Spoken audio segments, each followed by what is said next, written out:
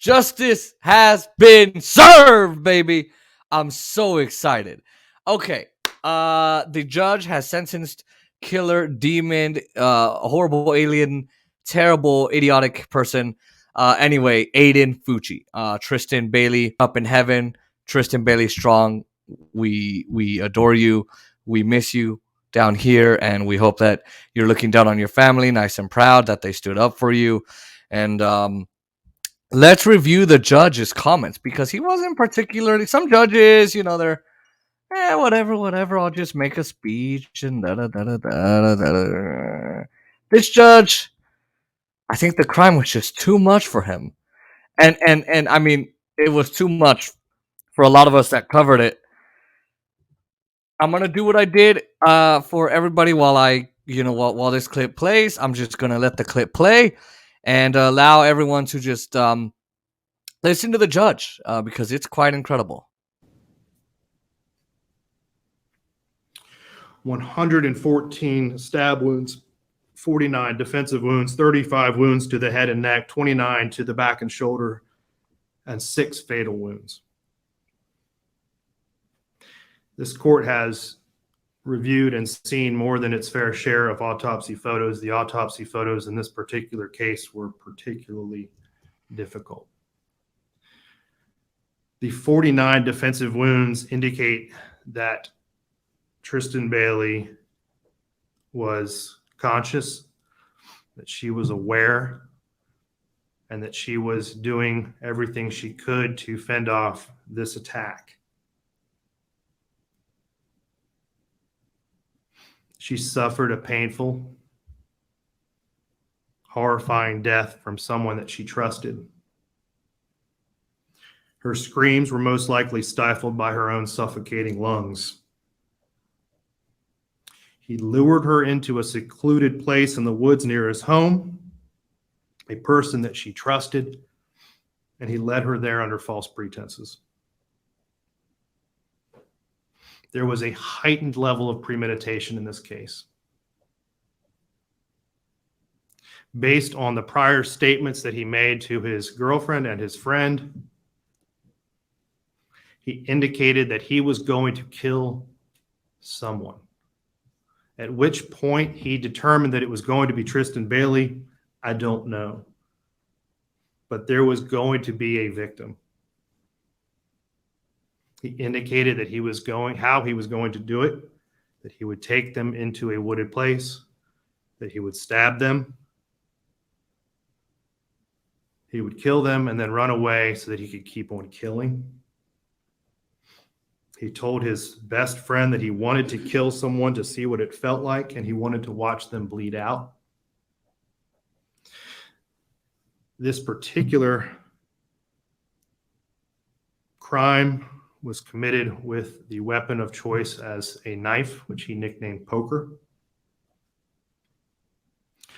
That required a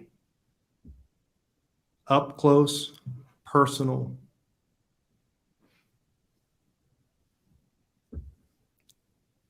type of murder that is rare. It's unique. The court accepts that in 2019, of all juvenile arrests, only 7% were violent and only 1% of those were homicides. This crime is clearly an outlier, and it was shocking, and it is shocking to the conscious. This court finds that the defendant's participation in this offense was not the result of immaturity or impetuosity. He understood the risks and consequences of his actions. He previously told his girlfriend that he was going to do this. That clearly shows that he had been planning it. He attempted to cover it up by disposing of the murder weapon and throwing it into a lake. He then attempted to conceal evidence by hiding his shoes and shirt and jeans, taking a shower, stealthily entering his home, and then the actions immediately after with the Snapchat videos in the back of the police car and the story that he made up about pushing her and her hitting her head, which was clearly refuted by the video evidence in this case. All of that shows, and this court finds, that this was not an immature or an impetuous type of crime. It makes it unique. It makes it extraordinary.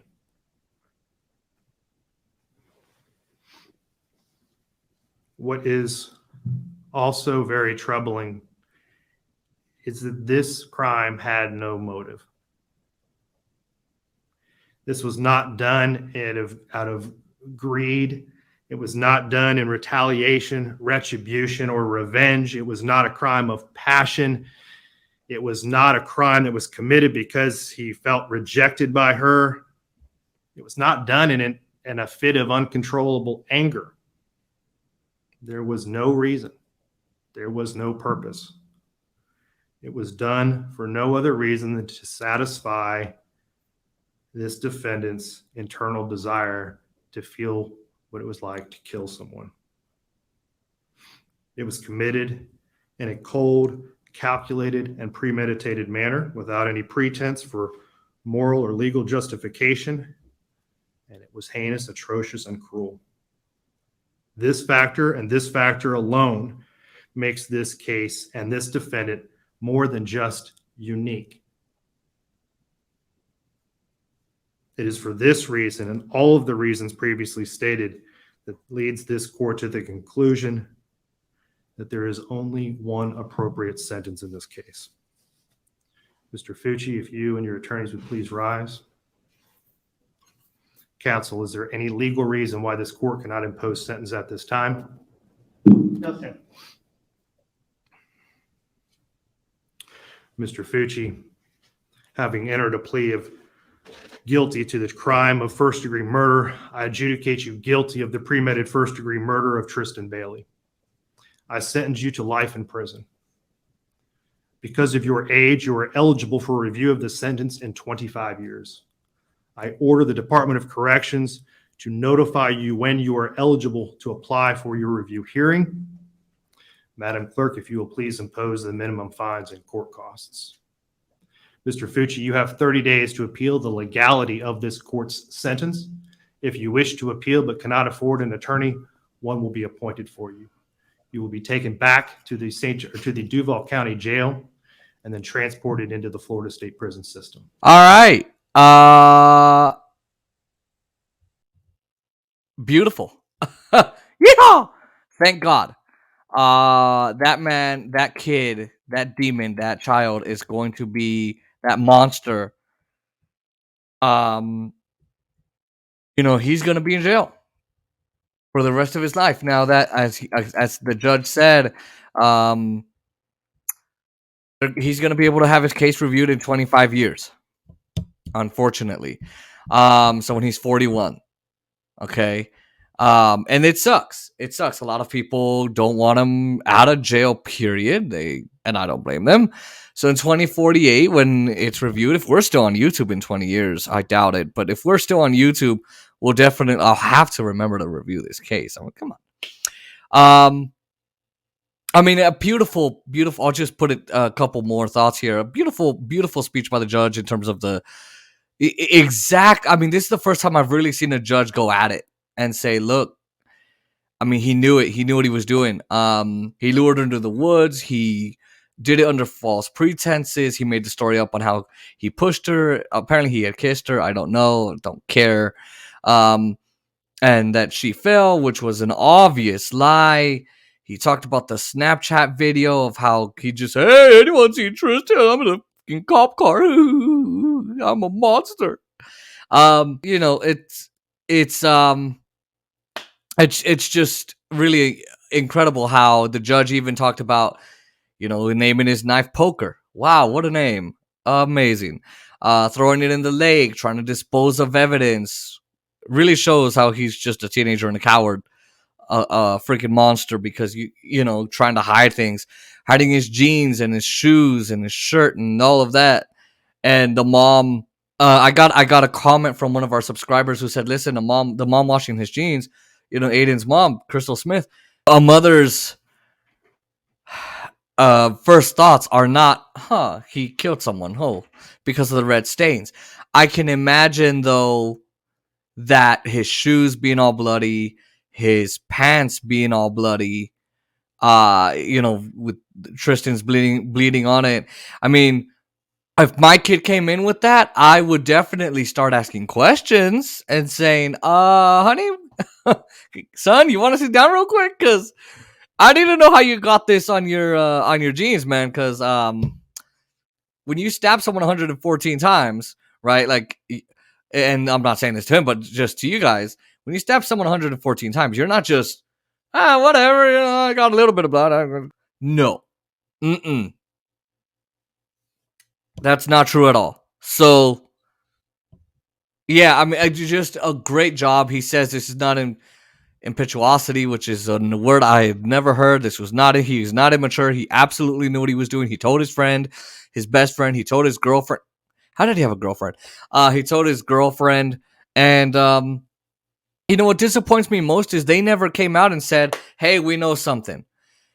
I know a lot of people, Aiden, you're just talking. But if my friends had if I had ever had a friend tell me, Jason, I want to kill someone.